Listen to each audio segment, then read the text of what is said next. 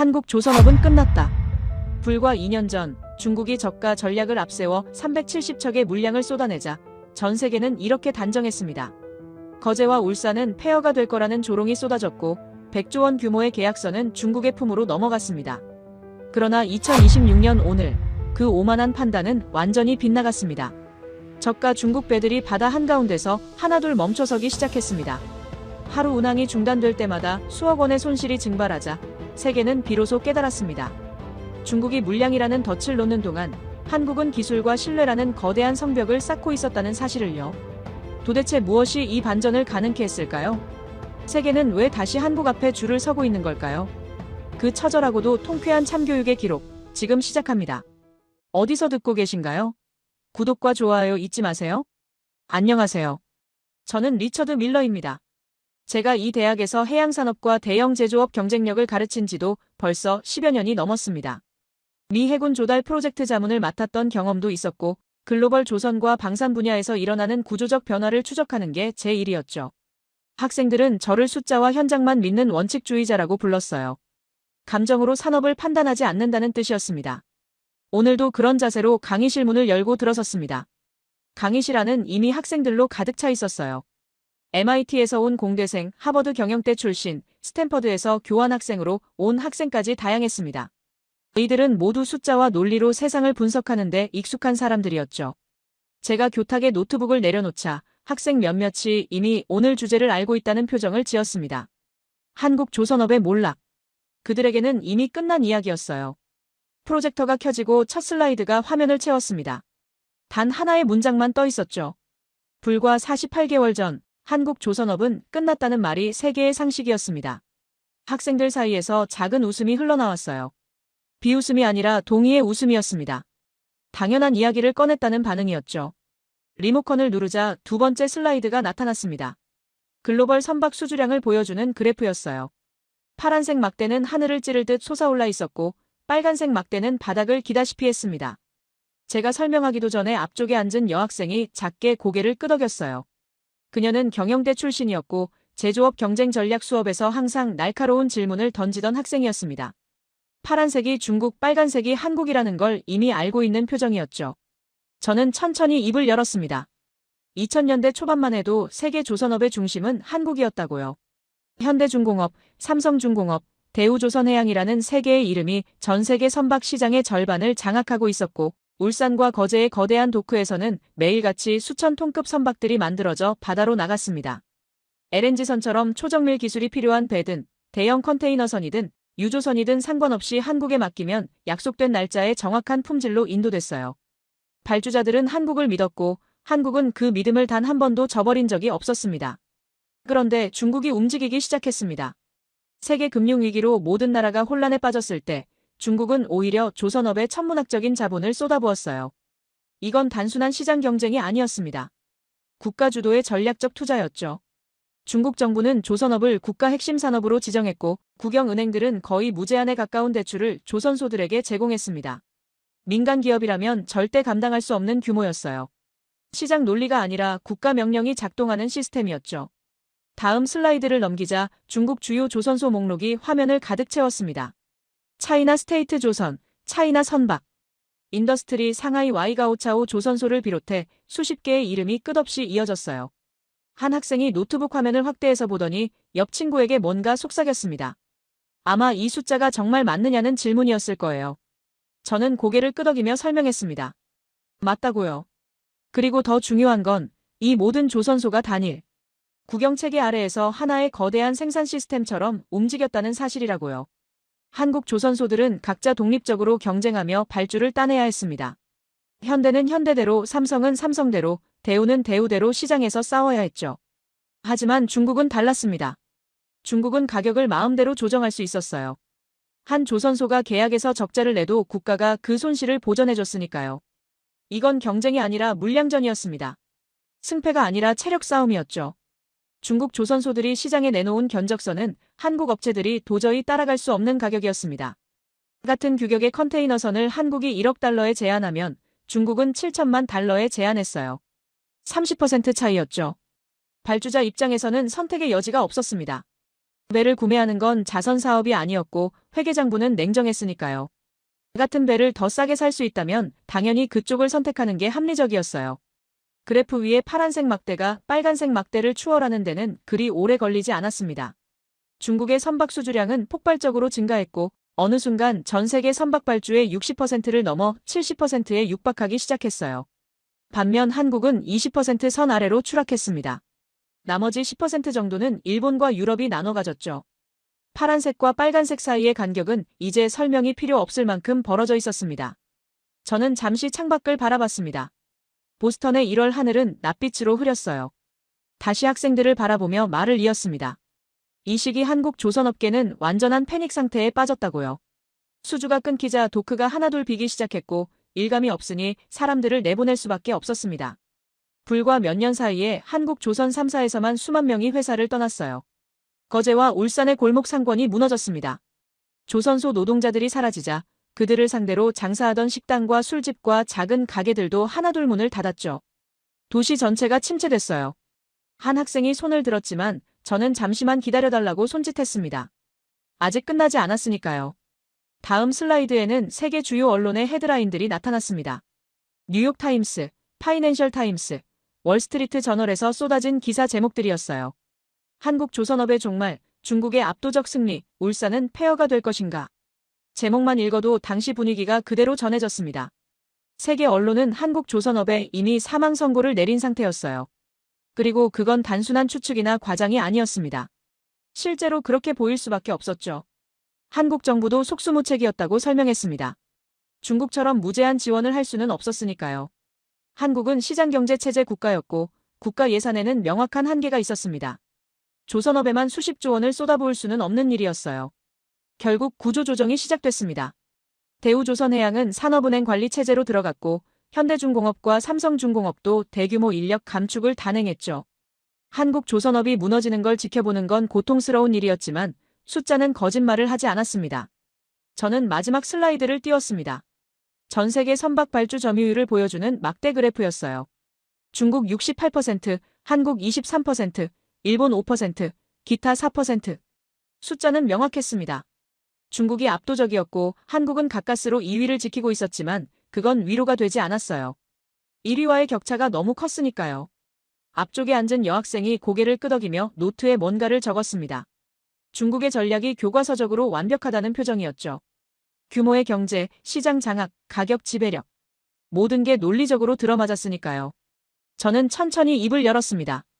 이 시점에서 세계는 한국 조선업의 사망 선고를 내렸습니다. 그 말이 강의실 안에 울렸어요. 학생들은 고개를 끄덕였습니다. 당연하다는 듯이요. 저도 고개를 끄덕였습니다. 왜냐하면 그때는 정말로 그렇게 보였으니까요. 숫자가 그렇게 말하고 있었고 시장이 그렇게 판단했고 언론이 그렇게 보도했으니까요. 잠시 침묵이 흘렀습니다. 저는 교탁 위에 물컵을 들어 한 모금 마셨습니다. 학생들은 펜을 놓고 서로 눈빛을 교환했어요. 한국 조선업은 끝났고 중국이 이 시장을 완전히 장악했다는 결론이 강의실 안을 가득 채우고 있었습니다. 뒤쪽에 앉아있던 남학생이 손을 들었습니다. 키가 크고 어깨가 넓은 학생이었는데 MIT 기계공학과 출신이라는 걸 저는 알고 있었어요. 그는 항상 실용적인 질문을 던지는 타입이었죠. 제가 고개를 끄덕이자 그가 입을 열었습니다. 교수님, 결국 인건비 경쟁에서 한국은 끝난 거 아닙니까? 그의 목소리에는 확신이 가득했어요. 질문이라기보다는 확인에 가까웠죠. 저는 대답하지 않고 그를 바라봤습니다. 그러자 그가 말을 이었어요. 중국 조선소 노동자 임금이 한국의 3분의 1 수준이라는 건 공공연한 사실이었고 제조업에서 인건비는 가장 큰 변수 중 하나라고 했습니다. 같은 배를 만드는데 인건비가 3분의 1이면 가격 경쟁력에서 이길 방법이 없다는 논리였어요. 수학적으로 명확하다는 표정이었죠. 다른 학생들도 고개를 끄덕이기 시작했습니다. 당연한 결론이라는 듯이요. 앞쪽에 앉은 여학생이 노트북을 들어올리며 거들었습니다. 그녀는 하버드 경영대 출신이었고 제조업 구조조정 사례를 깊이 있게 공부한 학생이었어요. 교수님, 거제와 울산이 폐허가 될 거라는 기사도 엄청 많았잖아요. 그녀가 화면을 돌려 보여줬습니다. 로이터, 블룸버그, 이코노미스트에서 나온 분석 기사들이 줄줄이 나열돼 있었어요. 모두 한국 조선업 도시들의 미래를 암울하게 전망하는 내용이었죠. 다른 학생 하나가 끼어들었습니다. 실제로 거제 인구가 감소했다는 통계도 봤습니다. 조선소에서 일하던 사람들이 떠나면서 지역 경제가 무너졌고요. 그의 말투는 조심스러웠지만 내용은 명확했습니다. 한국 조선업은 이미 끝났고 그건 돌이킬 수 없는 흐름이라는 거였죠. 저는 교탁에 팔을 올려놓고 학생들을 천천히 둘러봤습니다. 강의실 안에는 약 30명의 학생이 앉아 있었는데 그들의 표정이 거의 비슷했어요. 확신에 찬 얼굴들이었죠. 이건 단순한 의견이 아니었습니다. 이미 검증된 사실이라고 믿고 있는 표정이었어요. 한국 조선업은 중국에게 완전히 패배했고 그 패배는 구조적이고 불가역적이라는 결론이 이미 그들 안에 자리 잡고 있었습니다. 오른쪽 끝에 앉은 학생이 손을 들었습니다. 유럽에서 온 학생이었는데 독일 출신이라고 했던 것 같아요. 교수님, 한국 기업들이 구조조정으로 사람을 대량으로 내보낸 것도 결국 포기의 신호 아닌가요? 만약 미래가 있다고 믿었다면 인력을 유지했을 텐데 대규모 정리해고를 단행했다는 건 기업들도 희망이 없다고 판단한 거 아닙니까? 그 말에 여러 학생들이 동의한다는 듯 중얼거렸어요. 논리적으로 들렸으니까요. 기업이 가장 큰 자산인 숙련 노동자들을 포기했다는 건 그만큼 절망적인 상황이었다는 증거라는 거였죠. 저는 고개를 끄덕였습니다. 그들의 분석이 틀렸다고 말할 수 없었어요. 적어도 그 시점까지의 정보만 가지고 판단한다면 완벽하게 합리적인 결론이었으니까요. 한 학생이 추가로 발언했습니다. 중국은 국가 차원에서 밀어붙이는데 한국은 민간 기업들이 각자 살아남아야 하는 구조잖아요. 이건 권투 선수와 종합격투기 선수가 싸우는 것과 같다고 봅니다. 룰 자체가 다른 거죠. 그의 비유는 강의실 안에서 작은 웃음을 불러일으켰어요. 비꼬는 웃음이 아니라 공감의 웃음이었습니다. 정확한 비유라고 느낀 거였죠. 앞쪽 여학생이 다시 발언했습니다. 그리고 기술 격차도 결국 시간 문제잖아요. 중국이 처음엔 저가 시장만 공략했지만 점점 고급 선박도 만들기 시작했고 학습 속도를 보면 결국 한국을 따라잡을 게 뻔하다고 봅니다. 그녀의 목소리에는 안타까움이 섞여 있었어요. 한국을 싫어해서가 아니라 시장 논리가 그렇게 작동한다고 믿었기 때문이었죠. 저는 물컵을 다시 들어 한 모금 마셨습니다. 학생들은 제가 뭔가 반박하기를 기다리는 표정이었어요. 하지만 저는 반박하지 않았습니다. 대신 천천히 고개를 끄덕이며 입을 열었습니다. 맞습니다. 여러분이 말한 것들은 모두 사실이에요. 제 목소리는 차분했습니다. 인건비는 정말로 한국이 3배 이상 높았고 거제와 울산은 실제로 인구가 줄었습니다. 구조조정도 실제로 일어났고 수만 명이 일자리를 잃었죠. 학생들의 표정이 약간 의아해졌습니다. 교수가 자기들 말에 동의한다는 게 예상 밖이었던 모양이에요. 저는 말을 이었습니다. 중국이 국가주도로 움직인 것도 맞고 한국 기업들이 각자 살아남아야 했던 것도 맞습니다. 그리고 세계 언론이 한국 조선업에 사망 선고를 내린 것도 과장이 아니었어요. 그때 한국을 끝났다고 본 게 합리적인 판단이었습니다. MIT 출신 남학생이 고개를 갸우뚱했습니다. 그럼 교수님도 한국이 졌다는데 동의하시는 건가요? 그의 목소리에는 혼란이 묻어났어요. 저는 잠시 침묵했습니다. 강의실 안이 조용해졌죠. 학생들은 제 다음 말을 기다렸습니다. 저는 천천히 대답했습니다. 그땐 그렇게 보일 수밖에 없었죠. 숫자가 그렇게 말하고 있었고 구조가 그렇게 설명되고 있었으니까요. 하버드 출신 여학생이 말했습니다. 그럼 지금도 한국은 회복 못한 거 아닌가요? 중국이 여전히 1위고 한국은 2위잖아요. 그녀의 질문은 당연했어요. 최신 데이터를 봐도 중국이 여전히 압도적이었으니까요. 저는 고개를 끄덕였습니다. 맞습니다. 수주량만 보면 여전히 중국이 앞서 있죠. 저는 교탁에서 몸을 일으켰습니다. 학생들이 저를 바라봤어요. 저는 천천히 말했습니다. 여러분이 지금까지 말한 모든 것은 틀리지 않았습니다. 인건비, 국가 지원, 구조조정, 인구 감소, 언론 보도. 모두 사실이었고 그 사실들을 근거로 한국이 졌다고 판단한 것도 합리적이었어요. 제 목소리는 여전히 차분했습니다. 그런데 한 가지만 묻겠습니다. 학생들이 숨을 죽였습니다. 저는 강의실을 천천히 걸으며 물었습니다. 여러분은 배를 산다는 게 어떤 의미인지 생각해 본 적 있습니까? 학생들이 서로 눈빛을 교환했어요. 질문의 의도를 파악하려는 표정들이었죠.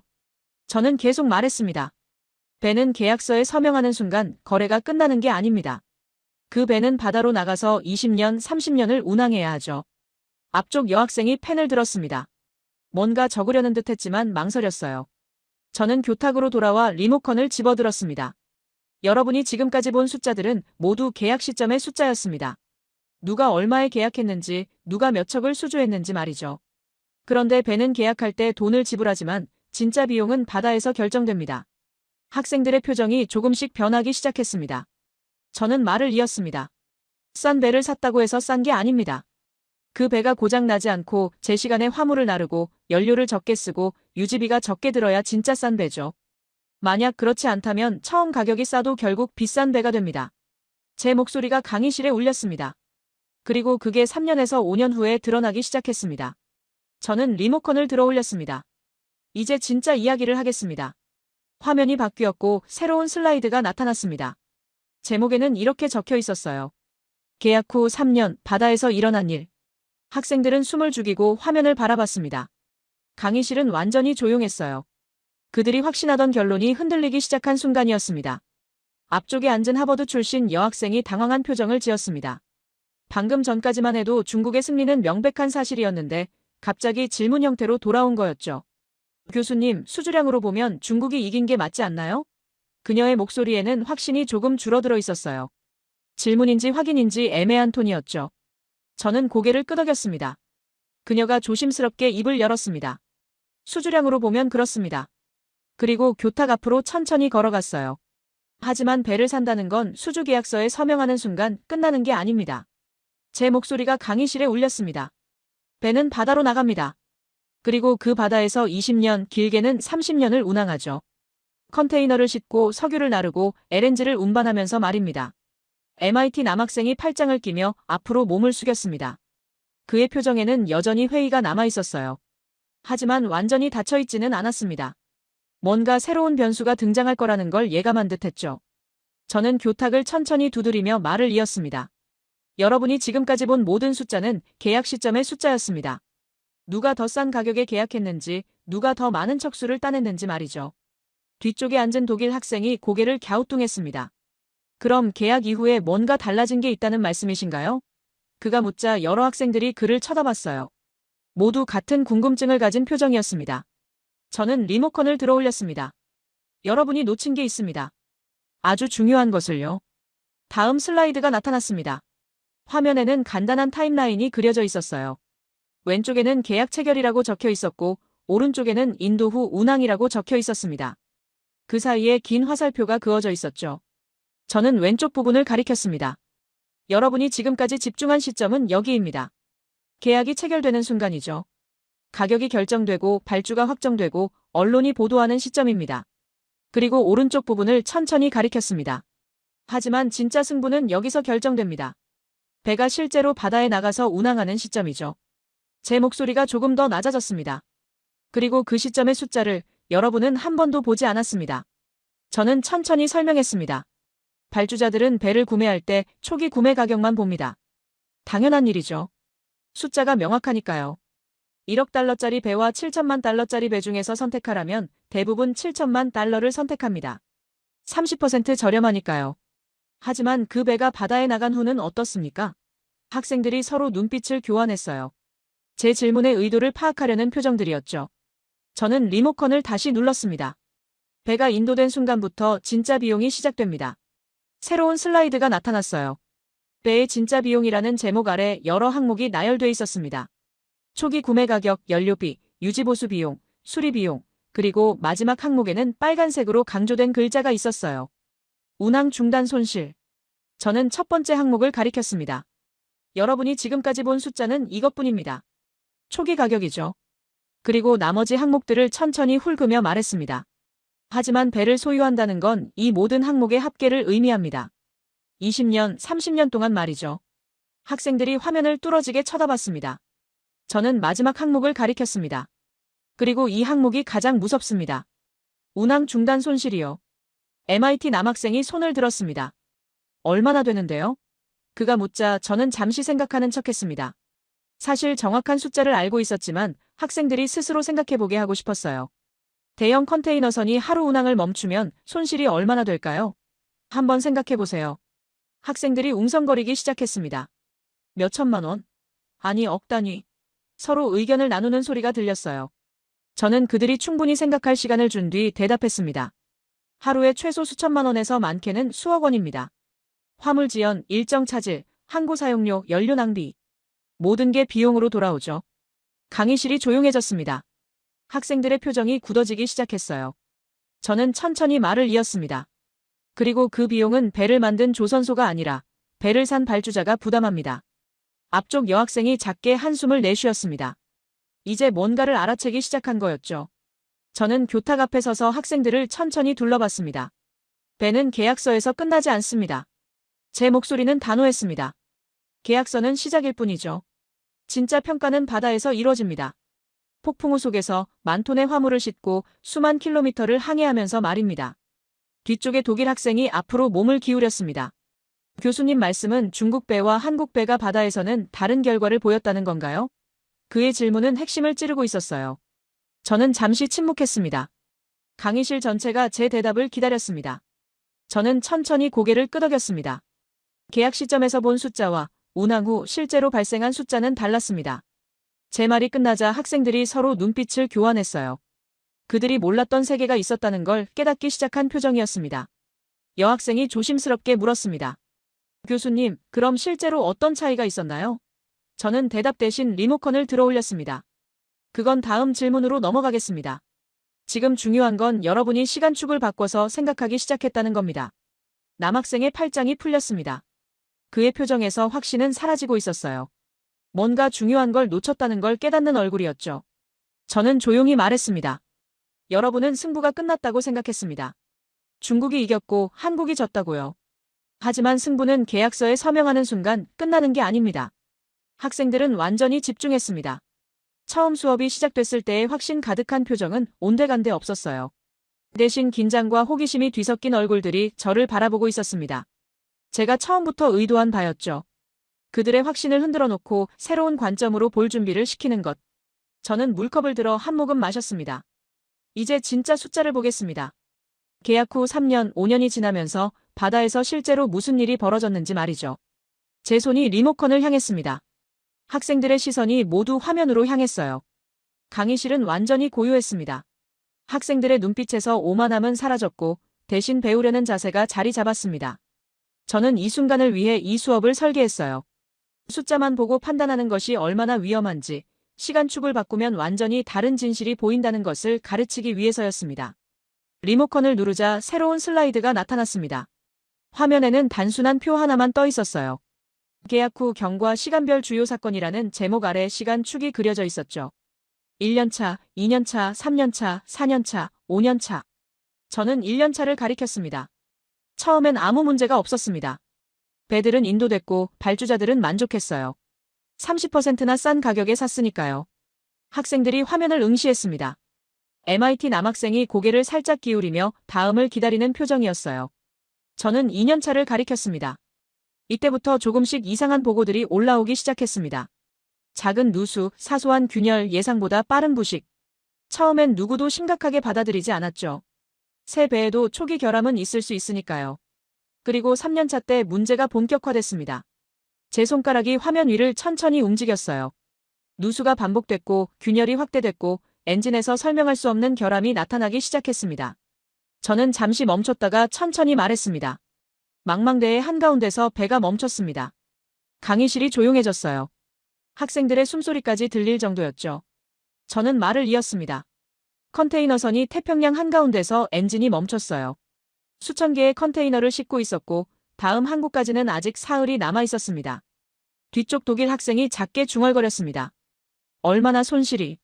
그의 말이 끝나기도 전에 저는 대답했습니다. 하루 운항 중단에 수억 원입니다. 사흘이면 10억 원이 넘어가죠. 학생들이 서로 눈빛을 교환했어요. 그 숫자가 현실적으로 느껴지지 않는다는 표정들이었습니다. 저는 다음 슬라이드를 넘겼습니다. 실제 사례가 나타났어요. 화면에는 간단한 텍스트만 적혀 있었습니다. 2019년 중국 어조선소에서 제작한 컨테이너선, 인도 3년 후 태평양 중앙에서 엔진 고장. 수리를 위한 예인선 동원 비용 8억 원, 화물 지연 손실 15억 원, 총 손실 23억 원. 학생들이 숨을 죽였습니다. MIT 남학생이 손을 들었습니다. 이게 한 건의 사례인가요? 그가 묻자 저는 고개를 저었습니다. 아니요. 이건 시작일 뿐이었습니다. 다음 슬라이드를 넘기자 비슷한 사례들이 줄줄이 나타났어요. 2020년 비조선소 유조선, 선체 균열로 긴급 입항. 손실 18억 원. 2021년 C조선소 벌크선, 반복적 누수로 3개월간 도크 입고. 손실 32억 원. 앞쪽 여학생이 물었습니다. 교수님, 이게 전부 실제 사례인가요? 그녀의 목소리에는 믿기지 않는다는 뉘앙스가 섞여 있었습니다. 저는 고개를 끄덕였습니다. 해운업계 내부 보고서에서 발췌한 내용입니다. 공개되지 않았지만 업계에서는 공공연한 비밀이었죠. 저는 교탁 앞으로 걸어가며 설명했습니다. 문제는 이것들이 우연이 아니었다는 겁니다. 패턴이 있었어요. 중국 조선소에서 만든 배들이 운항 3년에서 5년 사이에 집중적으로 문제를 일으켰습니다. 왜일까요? 학생들이 서로 쳐다봤지만 아무도 대답하지 않았습니다. 저는 리모컨을 다시 들었습니다. 속도 때문입니다. 화면에 새로운 슬라이드가 떴어요. 중국 조선소 평균 건조기간 대 한국 조선소 평균 건조기간이라는 제목이었습니다. 막대 그래프가 나타났죠. 중국 조선소는 평균 18개월, 한국 조선소는 평균 24개월. 저는 중국 쪽 막대를 가리켰습니다. 6개월을 단축했습니다. 그게 가격 경쟁력의 비밀 중 하나였어요. 스탠퍼드 학생이 끼어들었습니다. 그럼 품질 관리가 부실했다는 건가요? 저는 잠시 생각하는 척했습니다. 부실했다기보다는 충분하지 않았다고 보는 게 맞습니다. 배를 빨리 만들면 초기 비용을 줄일 수 있어요. 하지만 용접 강도, 도장 품질, 부품 검수, 이런 것들은 시간이 필요합니다. 그 시간을 줄이면 당장은 배가 완성되지만 바다에서는 문제가 됩니다.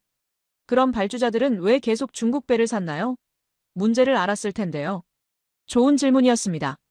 저는 고개를 끄덕이며 대답했습니다. 두 가지 이유가 있었습니다. 첫째, 이 문제들은 3년 후에 드러났어요. 계약할 때는 알 수 없었죠. 둘째, 30% 싼 가격은 엄청난 유혹이었습니다. 저는 다음 슬라이드를 넘겼습니다. 화면에는 간단한 계산식이 나타났어요. 학생들이 화면을 뚫어지게 쳐다봤습니다. 숫자는 명확했어요. 3년이 지나면 중국 배가 더 비쌌습니다. 학생들의 표정은 완전히 달라져 있었어요. 처음에 확신은 사라지고 뭔가 중요한 걸 배우고 있다는 얼굴이었죠. 교수님, 그럼 발주자들이 나중에 깨달았겠네요. 그가 말하자 저는 고개를 끄덕였습니다. 맞습니다. 그리고 그때부터 시장이 움직이기 시작했죠. 저는 천천히 강의실을 걸으며 말했습니다. 싼 배는 바다에 나가면 가장 비싼 배가 됩니다. 제 목소리가 강의실에 울렸어요. 발주자들이 깨달은 건 단순한 진리였습니다. 배는 사는 순간이 아니라 버리는 순간까지의 총비용으로 평가해야 한다는 것이었죠. 뒤쪽 독일 학생이 노트에 뭔가를 적으며 물었습니다. 그럼 중국 조선소들은 이 문제를 해결하지 못했나요? 저는 잠시 멈춰 섰습니다. 해결하려고 했습니다. 하지만 문제는 구조적이었어요. 국가 주도로 빠르게 물량을 찍어내는 시스템에서 품질 관리를 강화하는 건 모순이었죠. 속도를 늦추면 가격 경쟁력을 잃고 속도를 유지하면 품질 문제가 계속됐습니다. 앞쪽 여학생이 손을 들었습니다. 교수님, 그럼 해운사들은 어떻게 반응했나요?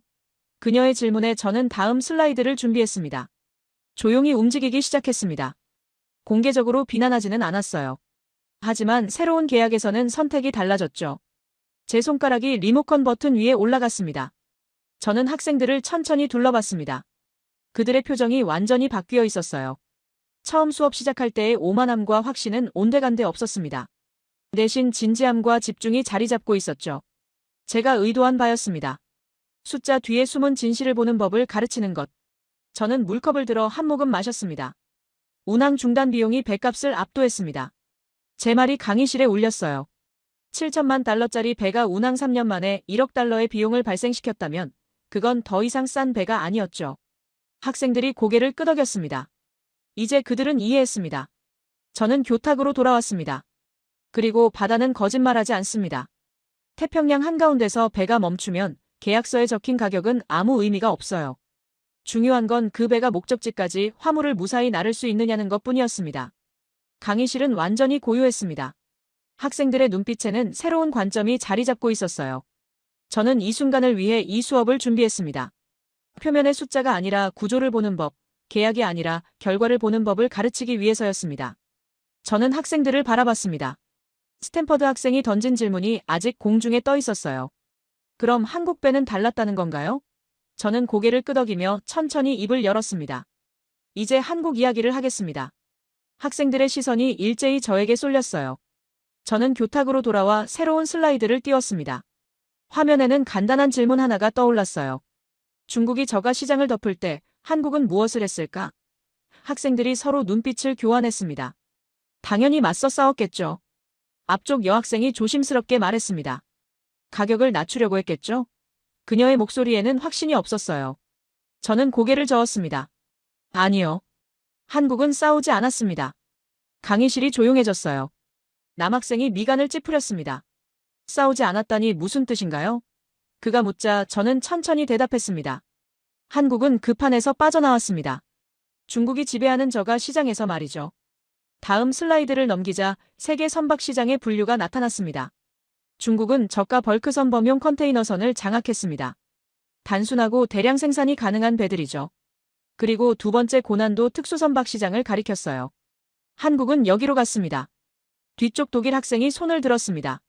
고난도 특수선박이란 구체적으로 뭔가요? 좋은 질문이었습니다. 저는 다음 슬라이드를 띄웠어요. 화면에 여러 선박 이름들이 나타났습니다. LNG 운반선, 초대형 원유 운반선, 해양 플랜트, 쇠빙 LNG선. 학생들이 화면을 응시했습니다. 저는 첫 번째 항목을 가리켰습니다. LNG 운반선입니다. 영하 163도의 액화천 연가스를 운반하는 배죠. 제 목소리가 강의실에 울렸어요. 이 배는 단 한 번의 누수도 용납되지 않습니다. LNG가 세면 배 전체가 폭발할 수 있으니까요. 학생들의 표정이 굳어졌습니다. 저는 말을 이었습니다. 이런 배를 만들려면 초정밀 용접 기술이 필요합니다. 극저온에서도 견디는 특수 소재를 다뤄야 하고 밀리미터 단위의 오차도 허용되지 않죠. 앞쪽 여학생이 펜으로 뭔가를 적기 시작했습니다. 그녀의 손이 빨라졌어요. 이제 뭔가를 이해하기 시작한 거였습니다. 독일 학생이 끼어들었습니다. 그럼 중국은 그런 배를 못 만든다는 건가요? 저는 잠시 생각했습니다. 못 만드는 건 아닙니다. 하지만 만들 수 있는 것과 신뢰받는 건 다른 문제예요. 발주자 입장에서 생각해보세요. 수천억 원짜리 LNG를 싣고 대양을 건너야 하는데 3년 후에 균열이 생길 수도 있는 배를 선택하겠습니까? 강의실이 침묵에 잠겼습니다. 학생들이 그 질문의 무게를 느끼고 있었어요. 저는 다음 슬라이드를 넘겼습니다. 화면에는 간단한 통계가 나타났어요. 전 세계 LNG 운반선 발주 점유율 한국 70%, 중국 8%, 일본 15%, 기타 7%. 숫자는 명확했습니다. 미국 학생이 놀란 표정으로 물었습니다. 한국이 70%요? 저는 고개를 끄덕였습니다. 맞습니다. LNG선 시장에서 한국은 압도적이었어요. 왜냐하면 이 배는 실패가 용납되지 않는 배니까요. 제 손가락이 화면을 가리켰습니다. 그리고 이런 배는 중국처럼 빨리 만들 수 없습니다. 시간이 필요하고 경험이 필요하고 무엇보다 신뢰가 필요하죠. 저는 교탁을 천천히 두드리며 말했습니다. 한국은 중국과 가격으로 싸우지 않았습니다. 대신 중국이 들어올 수 없는 시장을 만들었어요. 실패하면 안 되는 배, 정밀도가 생명인 배, 30년을 문제없이 운항해야 하는 배. 그런 배만 만들었죠. 하버드 여학생이 노트북을 열었습니다. 잠깐만요. 그럼 한국은 수주량에서 중국에게 졌지만 수익성에서는 이긴 건가요? 그녀의 질문은 핵심을 찌르고 있었어요. 저는 웃으며 대답했습니다. 정확합니다. 중국은 배를 많이 만들었지만 한국은 비싼 배를 만들었죠. 다음 슬라이드를 띄우자 숫자가 나타났습니다. 평균 선박단가 비교, 중국산 범용 컨테이너선 7천만 달러, 한국산 LNG선 2억 5천만 달러. 학생들이 화면을 뚫어지게 쳐다봤어요. 저는 설명했습니다. 중국이 세 척을 만들 동안 한국은 한 척을 만들었습니다. 하지만 매출은 한국이 더 높았어요. 뒤쪽 독일 학생이 앞으로 몸을 기울였습니다. 그럼 한국의 전략은 고부가 가치 시장으로의 이동이었다는 건가요? 저는 고개를 끄덕였습니다. 맞습니다. 하지만 그것만이 아니었어요. 한국은 더 중요한 걸 만들었습니다. 제 목소리가 낮아졌습니다. 신뢰였죠. 저는 리모컨을 들어올렸습니다. 이제 재미있는 이야기를 하나 하겠습니다. 다음 슬라이드가 나타났어요. 중고 선박 시장 가격 비교라는 제목이었습니다. 학생들이 고개를 갸우뚱했습니다. 중고 시장이요? MIT 남학생이 물었어요. 저는 화면을 가리켰습니다. 10년 된 한국산 LNG선과 5년 된 중국산 LNG선이 중고 시장에 나왔습니다. 둘 다 같은 규격, 같은 용량이에요. 어느 배가 더 비쌌을까요? 학생들이 서로 눈빛을 교환했습니다. 당연히 5년 된 배겠죠? 앞쪽 여학생이 조심스럽게 말했어요. 저는 고개를 저었습니다. 10년 된 한국 배가 더 비쌌습니다. 강의실이 술렁거렸어요. 저는 설명을 이었습니다. 구매자들은 알고 있었습니다. 10년 된 한국 배는 앞으로 20년을 더 문제없이 운항할 수 있지만 5년 된 중국 배는 언제 멈출지 모른다는 걸요. 학생들의 입이 벌어졌습니다. 미국 학생이 작게 휘파람을 불었습니다. 그럼 한국 배는 자산 가치를 유지한다는 건가요? 저는 고개를 끄덕였습니다. 유지하는 정도가 아니라 상승하기까지 했습니다. 왜냐하면 시장이 깨달았으니까요. 싼 배는 결국 비싸고 비싼 배는 결국 싸다는 걸요. 저는 천천히 강의실을 걸으며 말했습니다. 한국은 판을 바꿨습니다. 제 목소리가 울렸어요. 중국이 만든 가격 경쟁의 판이 아니라 신뢰와 품질의 판을 만들었죠. 그리고 그 판에서는 한국이 규칙을 만드는 나라였습니다. 독일 남학생이 팔짱을 끼고 생각에 잠겼습니다. 그의 표정은 완전히 달라져 있었어요. 처음에 확신은 온데간데 없었고 대신 존중이 그 자리를 차지하고 있었습니다. 교수님, 그럼 한국은 져가는 게 아니라 전략을 바꾼 거였네요. 저는 미소 지었습니다. 정확합니다. 영국 여학생이 손을 들었습니다. 교수님, 그런데 왜 세계는 한국이 끝났다고 생각했나요? 좋은 질문이었습니다. 저는 대답했습니다. 숫자만 봤으니까요. 수주량, 척수, 시장 점유율. 겉으로 보이는 숫자만 봤죠. 하지만 수익성, 기술력, 신뢰도는 보지 않았습니다. 저는 리모컨을 들어올렸습니다. 중국은 370척을 만들 때 한국은 150척을 만들었습니다. 화면에 숫자가 떴어요. 하지만 매출은 한국이 더 높았고 수익률은 비교가 안 됐죠. 그리고 가장 중요한 건 한국 배는 20년 후에도 바다를 달리고 있었지만 중국 배는 도크에 들어가 있었다는 겁니다. 뒤쪽 독일 학생이 노트에 뭔가를 적으며 중얼거렸습니다. 그럼 한국은 진 게 아니라 다른 게임을 하고 있었던 거네요. 저는 고개를 끄덕였습니다. 정확합니다. 중국이 단거리 달리기를 할 때 한국은 마라톤을 하고 있었어요. 저는 교탁으로 돌아왔습니다. 물컵을 들어 한 모금 마시고 학생들을 바라봤어요. 그들의 눈빛이 완전히 달라져 있었습니다. 처음에 오만함은 사라지고 대신 배움에 대한 갈증이 자리 잡고 있었죠. 저는 천천히 말했습니다. 실패하면 안 되는 배를 만드는 나라. 그게 한국이었습니다. 강의실은 고요했습니다. 학생들은 각자의 생각에 잠겨 있었어요. 숫자 뒤에 숨은 전략을, 패배처럼 보이는 것 뒤에 숨은 승리를 보는 법을 배우고 있었습니다. 저는 이 순간을 위해 이 수업을 준비했어요. 표면이 아니라 본질을 보는 법을 가르치기 위해서였습니다. 저는 잠시 침묵했습니다. 학생들이 각자의 생각에 잠겨 있는 시간을 주고 싶었어요. 하지만 이야기는 아직 끝나지 않았습니다. 저는 리모컨을 다시 들어올렸어요. 그리고 2026년에 모든 게 바뀌었습니다. 제 말에 학생들의 고개가 일제히 들렸습니다. 새로운 슬라이드가 나타났습니다. 화면에는 간단한 제목만 떠 있었어요.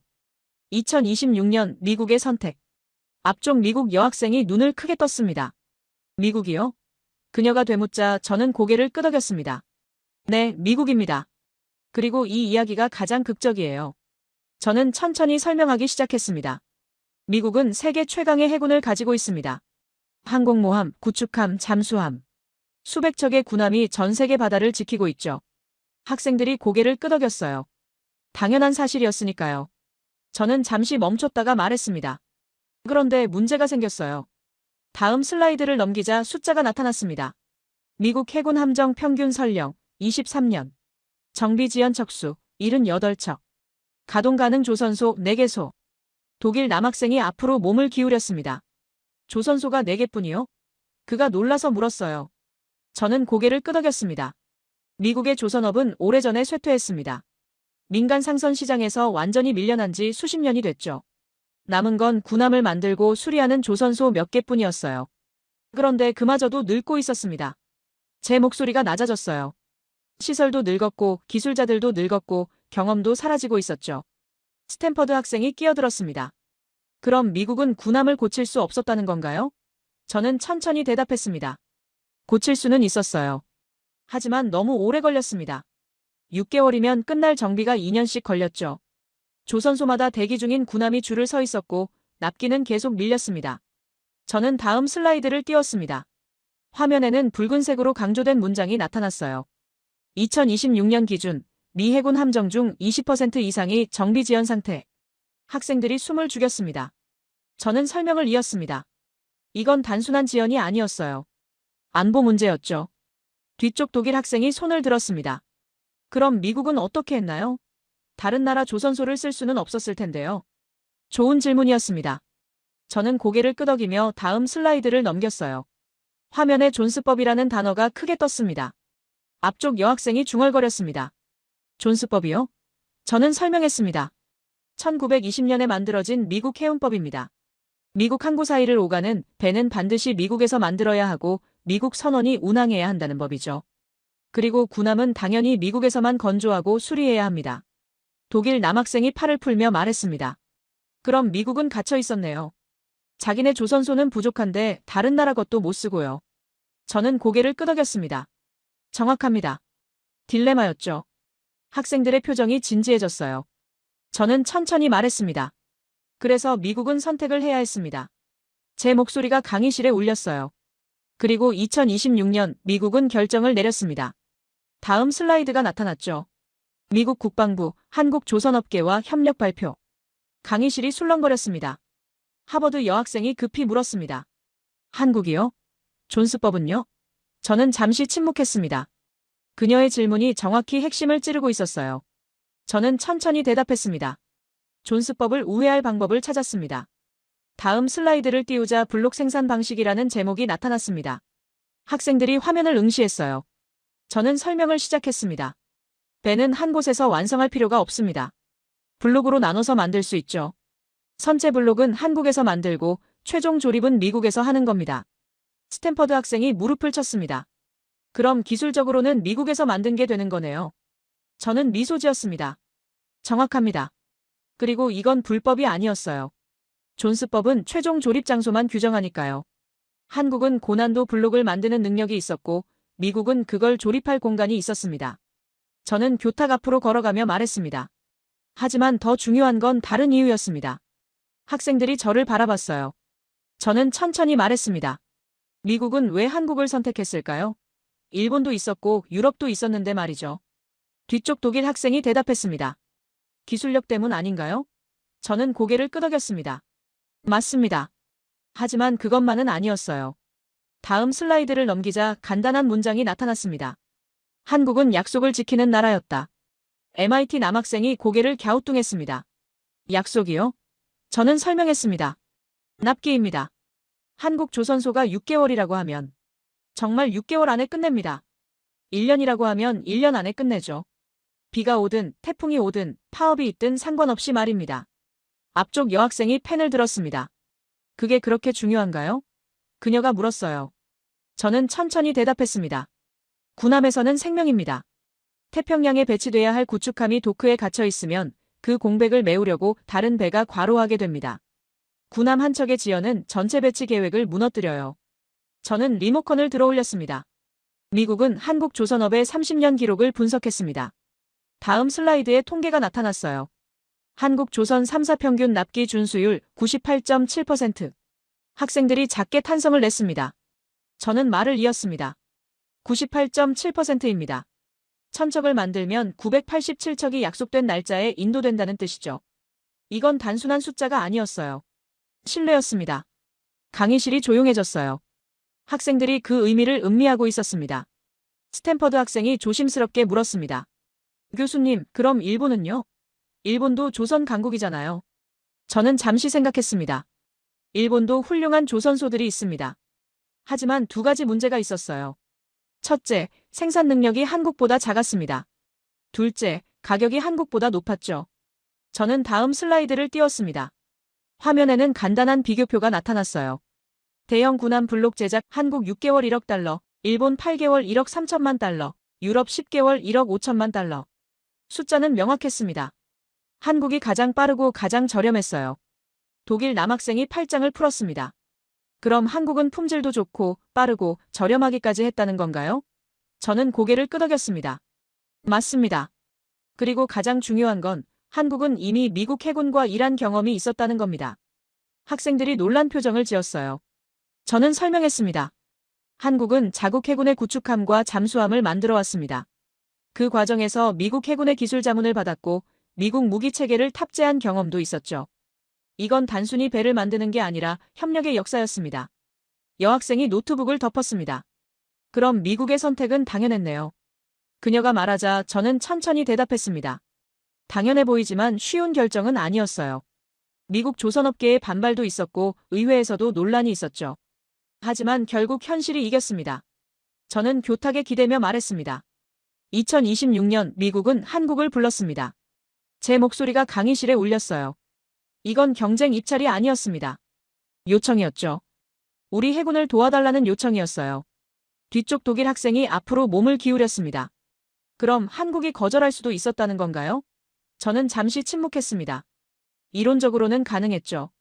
하지만 한국은 미국의 동맹국이었고 이건 단순한 사업이 아니라 전략적 협력이었습니다. 한국은 받아들였어요. 저는 물컵을 들어 한 모금 마셨습니다. 학생들의 표정이 완전히 달라져 있었어요. 처음 수업이 시작될 때의 모습은 온데간데 없었습니다. 중국이 이겼고 한국이 졌다고 확신하던 그 표정 말이죠. 지금 그들은 완전히 다른 이야기를 듣고 있었습니다. 저는 천천히 말했습니다. 한번 밀렸던 나라가 판을 뒤집었습니다. 제 말이 강의실에 울렸어요. 이게 바로 한국 조선업의 이야기였죠. 저는 잠시 침묵했다가 다시 입을 열었습니다. 그런데 이야기는 여기서 끝나지 않았습니다. 학생들이 저를 바라봤어요. 아직 뭔가 더 있다는 표정들이었죠. 저는 리모컨을 들어 올렸습니다. 한국은 미국과의 협력을 시작으로 또 다른 움직임을 보였습니다. 새로운 슬라이드가 나타났습니다. 화면에는 세계 지도가 떠 있었고 여러 지점에 붉은 점이 찍혀 있었어요. 앞쪽 여학생이 고개를 갸우뚱했습니다. 이게 뭔가요? 그녀가 물었어요. 저는 천천히 대답했습니다. 한국 조선 기업들이 진출한 해외 거점입니다. 저는 미국 동부 해안에 찍힌 점을 가리켰습니다. 한국 기업들은 미국 본토로 직접 들어갔습니다. 공장을 세우고 기술자를 보내고 현지에서 블록을 생산하기 시작했죠. 학생들이 놀란 표정을 지었어요. 독일 남학생이 앞으로 몸을 기울였습니다. 미국 안에 조선소를 만들었다고요? 저는 고개를 끄덕였습니다. 정확히는 조선소가 아니라 생산 거점입니다. 블록 제작과 조립을 위한 시설이었죠. 이건 단순히 존스법을 우회하기 위한 것만이 아니었어요. 미국 시장에 완전히 뿌리내리겠다는 전략이었습니다. 다음 슬라이드를 넘기자 숫자가 나타났습니다. 한국 조선업체 미국 투자 규모 5년간 30억 달러. 한 학생이 작게 휘파람을 불었어요. 30억 달러요? 저는 설명했습니다. 시설뿐만 아니라 인력 양성, 현지 협력사 육성, 모든 것에 투자했습니다. 이건 단기 프로젝트가 아니라 장기 전략이었어요. 저는 교탁 앞으로 걸어가며 말했습니다. 하지만 더 흥미로운 건 다른 점이었습니다. 학생들이 저를 응시했어요. 저는 지도 위에 다른 점을 가리켰습니다. 인도였죠. 한국은 인도와 손을 잡았습니다. 뒤쪽 독일 학생이 고개를 갸우뚱했습니다. 인도요? 왜 인도입니까? 좋은 질문이었습니다. 저는 천천히 대답했습니다. 중국의 유일한 무기가 뭐였죠? 학생들이 동시에 대답했어요. 가격입니다. 저는 미소 지었습니다. 정확합니다. 그 가격을 무너뜨리려면 인도가 필요했어요. 다음 슬라이드가 나타났습니다. 한국, 인도 조선 협력 모델이라는 제목 아래 간단한 다이어그램이 그려져 있었어요. 저는 설명을 시작했습니다. 한국은 설계와 핵심 부품을 담당하고 인도는 기본 블록 생산과 조립을 담당했습니다. 앞쪽 여학생이 펜으로 뭔가를 적기 시작했어요. 저는 말을 이었습니다. 인도의 인건비는 중국보다 낮았습니다. 그리고 조선 인프라는 이미 어느 정도 갖춰져 있었죠. 다만 고난도 기술이 부족했어요. 그걸 한국이 채웠습니다. 독일 학생이 무릎을 쳤습니다. 그럼 한국 기술과 인도 인건비를 결합한 건가요? 저는 고개를 끄덕였습니다. 맞습니다. 그리고 이건 단순한 가격 경쟁이 아니었어요. 품질은 한국 수준을 유지하면서 가격은 중국에 근접하게 만든 겁니다. 학생들이 서로 눈빛을 교환했어요. 이제 전체 그림이 보이기 시작한 표정들이었습니다. 저는 다음 슬라이드를 띄웠습니다. 화면에는 간단한 비교표가 나타났어요. 컨테이너선 제작 단가, 중국 단독 7천만 달러, 한국 단독 1억 달러, 한국과 인도 협력 8천만 달러. 학생들이 앞으로 몸을 기울였습니다. 그럼 가격 격차가 1천만 달러밖에 안 되네요. 저는 천천히 말했습니다. 1천만 달러 차이입니다. 하지만 품질은 어떻습니까? 학생들이 침묵했어요. 대답은 뻔했죠. 저는 말을 이었습니다. 한국, 인도 협력 모델은 중국보다 1천만 달러 비쌌지만 3년 후 유지비는 2천만 달러 적게 들었습니다. 결국 더 싼 배였던 거예요. 한 학생 말했습니다. 교수님, 그럼 중국의 가격 경쟁력이 완전히 무너진 건가요? 저는 고개를 끄덕였습니다. 무너졌다기보다는 더 이상 유일한 무기가 아니게 됐죠. 중국이 가격으로 밀어붙이면 한국은 인도와 협력해서 비슷한 가격을 제시했습니다. 하지만 품질은 비교가 안 됐어요. 저는 리모컨을 들어 올렸습니다. 그리고 시장이 반응하기 시작했습니다. 다음 슬라이드에는 2024년부터 2026년까지의 수주 추이 그래프가 나타났어요. 파란색 막대는 점점 낮아지고 있었고 빨간색 막대는 다시 상승하고 있었습니다. 학생들이 화면을 뚫어지게 쳐다봤습니다. 한 학생이 작게 중얼거렸어요. 역전되고 있네요. 저는 고개를 끄덕였습니다. 천천히 하지만 확실하게 역전되고 있었죠. 2026년 기준으로 한국의 수주 점유율은 35%까지 올라왔고 중국은 55%로 떨어졌습니다. 뒤쪽 독일 학생이 손을 들었습니다. 그럼 중국은 어떻게 대응했나요? 저는 잠시 생각했습니다. 중국도 품질 개선을 시도했습니다. 하지만 이미 시장에서 신뢰를 잃은 상태였어요. 한번 실패한 발주자는 다시 중국 배를 사지 않았죠. 저는 천천히 강의실을 걸으며 말했습니다. 신뢰는 만들기는 어렵지만 잃기는 쉽습니다. 제 목소리가 강의실에 울렸어요. 중국은 10년 동안 배를 만들었지만 신뢰는 만들지 못했습니다. 반면 한국은 30년 동안 신뢰를 쌓아왔죠. 앞쪽 여학생이 펜을 내려놓았습니다. 교수님, 그럼 이건 단순히 한국이 다시 올라온 게 아니라 중국을 포위한 건가요? 그녀의 질문은 정확했습니다. 저는 미소 지으며 다음 슬라이드를 띄웠어요. 화면에는 세계 지도가 다시 나타났습니다. 저는 지도를 가리키며 설명했습니다. 한국은 미국에 진출했고 인도와 협력했고 유럽 시장에서는 기술력으로 승부했습니다. 그리고 아시아 시장에서는 일본과 연합했죠. 중국 주변의 모든 시장에서 한국의 영향력이 강화됐어요. 스탠퍼드 학생이 지도를 보며 중얼거렸습니다. 중국이 고립되고 있네요. 저는 천천히 말했습니다. 고립이라기보다는 선택지가 줄어들고 있었죠. 품질을 중시하는 발주자는 한국을 찾았고 가격을 중시하는 발주자도 한국, 인도 협력 모델을 고려하기 시작했습니다. 저는 교탁으로 돌아왔습니다. 이건 추격이 아니었습니다. 제 목소리가 무겁게 깔렸어요. 포위였습니다. 학생들이 숨을 죽였습니다. 저는 말을 이었습니다. 한국은 중국이 장악한 시장을 정면으로 공략하지 않았어요. 대신 중국이 들어올 수 없는 시장을 만들고 중국의 약점이 드러나기를 기다렸고 그 약점을 완벽하게 활용했죠. 독일 학생이 팔짱을 풀고 앞으로 몸을 기울였습니다. 그의 얼굴에는 존경이 담겨 있었어요. 교수님, 이건 전략이었네요. 단순히 기술 경쟁이 아니라요. 저는 고개를 끄덕였습니다. 맞습니다. 한국은 10년 동안 전략을 실행했어요. 10년입니다. 10년 동안 한국은 한 번도 길을 잃지 않았어요. 언론이 끝났다고 할 때도 세계가 조롱할 때도 숫자가 불리할 때도 말이죠. 여학생이 고개를 끄덕였습니다. 그녀의 눈빛에는 이해가 담겨 있었어요. 저는 천천히 말했습니다. 중국은 배를 많이 만들었습니다. 그건 사실이에요. 하지만 한국은 시장의 규칙을 다시 썼습니다. 제 말이 강의실에 울렸어요. 그리고 새로운 규칙에서는 한국이 기준이었죠. 뒤쪽 독일 학생이 노트를 덮으며 중얼거렸습니다. 이건 단순한 산업 경쟁이 아니었네요. 저는 고개를 끄덕였습니다. 맞습니다. 이건 철학의 대결이었어요. 빨리 만드는 것과 오래가는 것의 대결이었죠. 학생들의 눈빛에는 새로운 관점이 자리 잡고 있었어요. 표면의 숫자가 아니라 전략을 보는 법, 패배처럼 보이는 침묵 뒤에 숨은 준비를 보는 법을 배우고 있었습니다. 저는 이 순간을 위해 이 수업을 준비했어요. 세상은 보이는 것보다 복잡하고 진짜 승부는 10년을 보는 자가 이긴다는 것을 가르치기 위해서였습니다. 강의실 안의 공기가 완전히 달라져 있었습니다. 처음 수업이 시작됐을 때 그들은 이미 답을 알고 있다는 표정이었어요. 중국이 이겼고 한국이 졌다는 확신에 가득 차 있었죠. 하지만 지금은 달랐습니다. 앞쪽 여학생은 노트에 빼곡하게 뭔가를 적고 있었어요. 독일 남학생은 팔짱을 풀고 앞으로 몸을 기울인 채 저를 바라보고 있었습니다. 뒤쪽 학생들은 고개를 천천히 끄덕이고 있었죠. 그들은 이제 알고 있었습니다. 세상은 그들이 생각했던 것보다 훨씬 복잡하다는 것을요. 저는 리모컨 버튼을 눌렀습니다. 마지막 슬라이드가 화면을 채웠어요. 아무것도 적혀있지 않은 빈 화면이었습니다. 학생들이 고개를 갸우뚱했어요. 저는 천천히 입을 열었습니다. 이제 이 이야기를 정리하겠습니다. 제 목소리는 차분했지만 무게가 실려 있었어요. 저는 교탁에서 벗어나 강의실 중앙으로 걸어갔습니다. 중국은 배를 많이 만들었습니다. 제 말이 강의실에 울렸어요. 370척, 400척, 어쩌면 그 이상. 숫자로만 보면 압도적이었죠.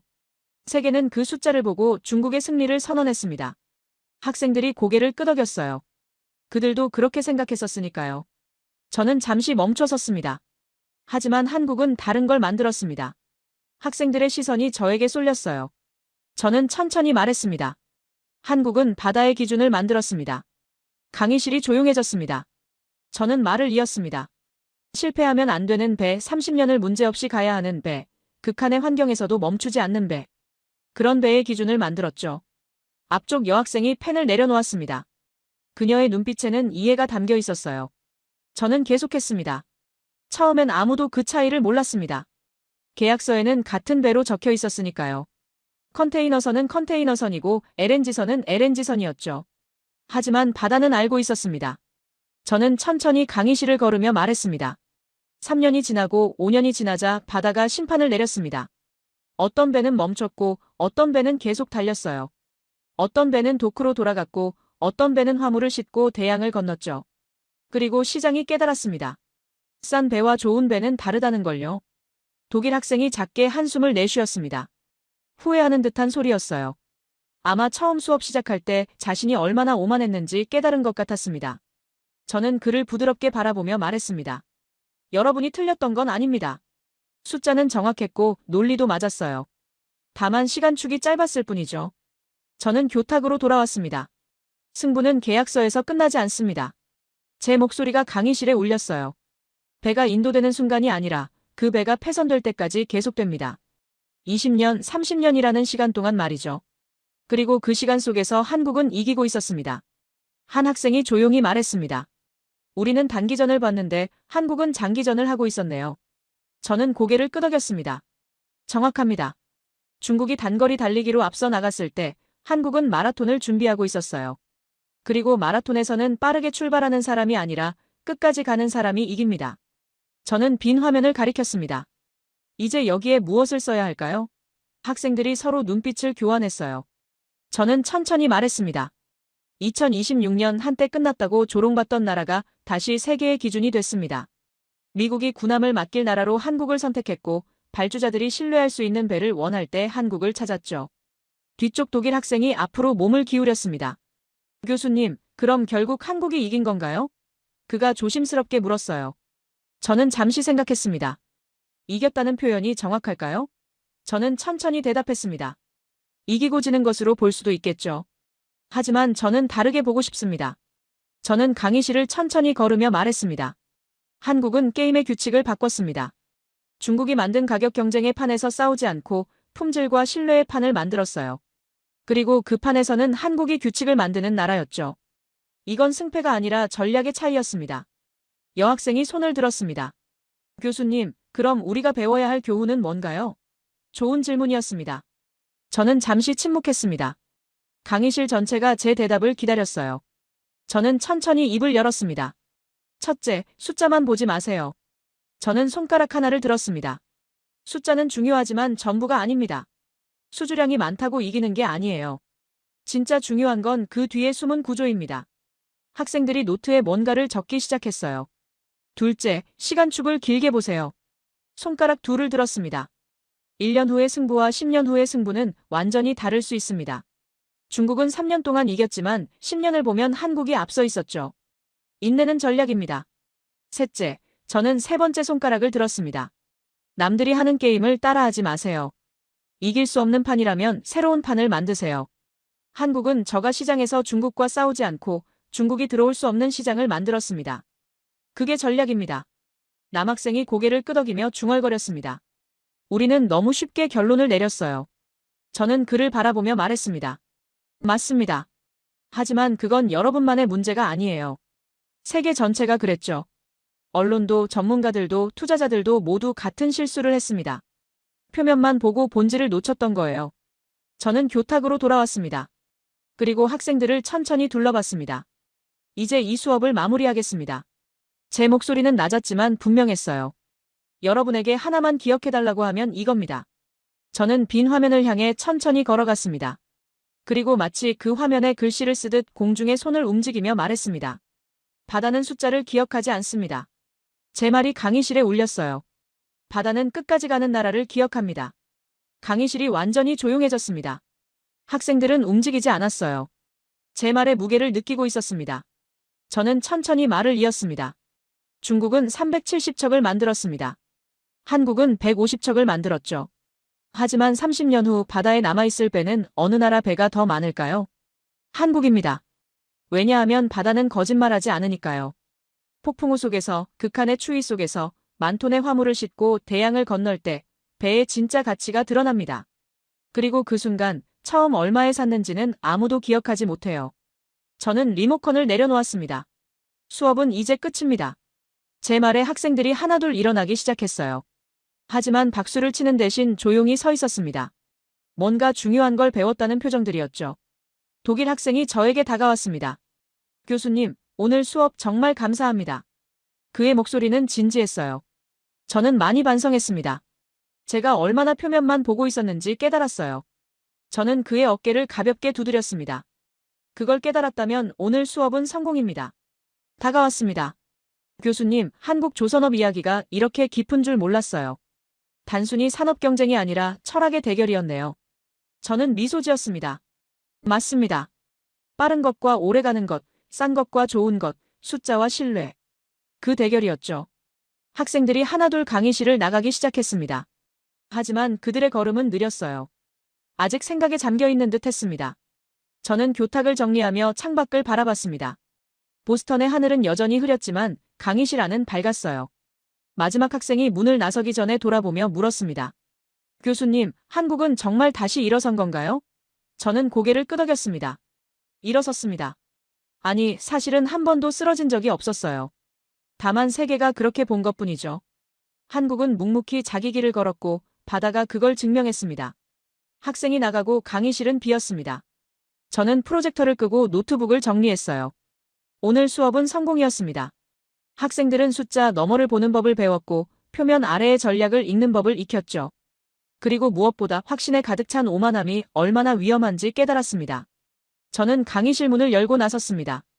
복도는 조용했어요. 제 발걸음 소리만 울렸습니다. 한국 조선업의 이야기는 이제 학생들의 것이 됐습니다. 그들이 세상을 볼 때 숫자만 보지 않고 구조를 보기를, 결과만 보지 않고 과정을 보기를, 1년이 아니라 10년을 보기를 바랐습니다. 바다는 끝까지 가는 나라를 기억합니다. 제가 학생들에게 남긴 마지막 말이 제 머릿속에 맴돌았습니다. 그리고 한국은 끝까지 간 나라였습니다.